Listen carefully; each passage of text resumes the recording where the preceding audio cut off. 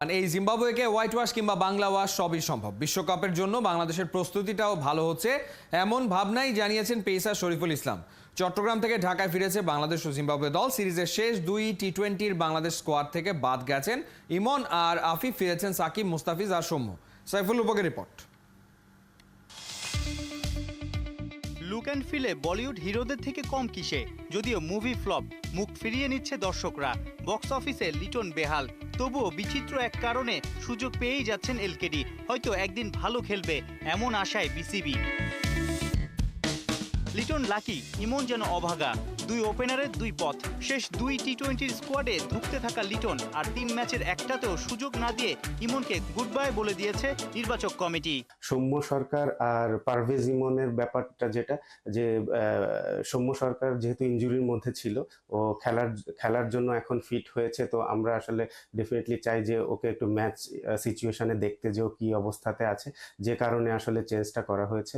But যদিও পারভেজ ইমন কোনো match পায়নি, বাট স্টিল ও কিন্তু আমাদের একদম পুরো টি-20 সিস্টেমের মধ্যেই আছে।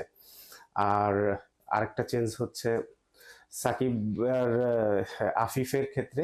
তো খুব স্বাভাবিকভাবে সাকিব তো ছুটিতে ছিল, তো ছুটি থেকে আসার পর ও প্রিমিয়ার লিগ খেলেছে এবং আমাদের চিন্তাতেই ছিল যে ও অন্তত ওয়ার্ল্ড কাপ খেলতে যাওয়ার আগে কিছু ইন্টারন্যাশনাল ম্যাচ খেলবে। তো লাস্ট দুইটা টি-20-র জন্য ওকে আমরা আগে থেকেই চিন্তা করে রেখেছিলাম। 6 মাস পর জাতীয় দলের রঙিন পোশাকে সাকিব আল হাসান, ডিপিএলে শতক হাঁকিয়ে ফুরফুরে। ঢাকায় জোড়া টি-20-তে খেলবেন আইপিএল মাতানো মুস্তাফিজুর রহমান। টানা খেলার মধ্যে থাকা আরেক ইনফর্ম শরীফুলের মিলেছে স্বস্তি। সপ্তাহখানেকের বিশ্রাম কাটিয়ে ধরবেন আমেরিকার বিমান। শরীফুল এবং মুস্তাফিজের চেঞ্জেসটা হচ্ছে শরীফুল অনেকদিন ধরে ক্রিকেটের মধ্যে রয়েছে, ক্রিকেট খেলছে, ম্যাচ খেলছে, হাই ইন্টেন্ট ম্যাচ খেলেছে, প্রিমিয়ার লিগ খেলেছে। তো ওকে একটা ব্রেক দেওয়া হচ্ছে যাতে ফ্যামিলিকে একটু টাইম দিতে পারে, ও একটু রেস্ট পায়, শরীরটা আবার রিচার্জ করে ফিরতে পারে।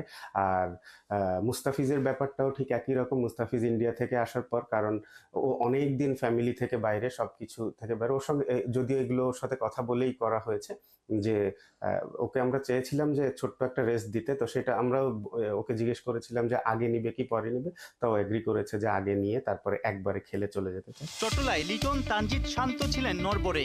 টিম ম্যানেজমেন্ট খুশি, হৃদয়, রিয়াদ আর জাকিরের দায়িত্বশীল ব্যাটিং দেখে। বাংলাদেশের বিপক্ষে এতটুকু প্রতিরোধ করতে পারেনি জিম্বাবুয়ে। তবে কি বাংলা ওয়াশ হয়ে বাড়ি ফিরবে সিকান্দার রাজারা? বিশ্বকাপের আগে এই প্রস্তুতিটা টিম হিসেবে বাংলাদেশ কেমন অবস্থায় আছে?